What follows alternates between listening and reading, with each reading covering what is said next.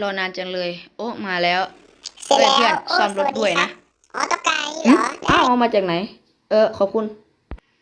อยากขึ้นรถด้วยเหรอ เข้ามาเลยฉันต้องการน้ำมันอ่ะมีแกลลอนอยู่ถังน้ำมันไหม2 อันน่ะปิดเสร็จแล้วฮะบินไปโอเคเข้าเพื่อใจแล้วยูรถนะ เพราะว่าฉันเนี่ยไม่มีน้ำมัน โอเคถังน้ำมันอยู่ด้าน โอเค เสร็จแล้วเอาเงินรวยมา โอเควงเล็บอยู่ที่พัน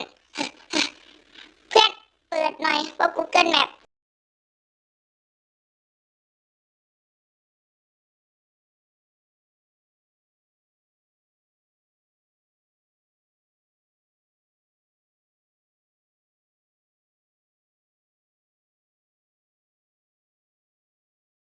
และ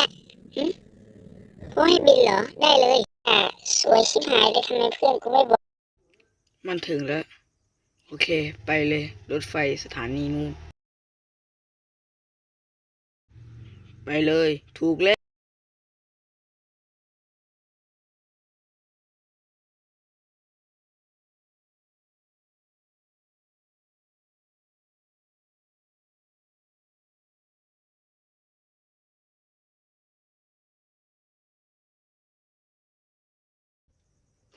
บีโทรมาเหรอ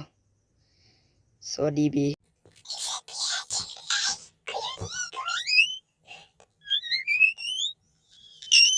เฮ้ยเดี๋ยว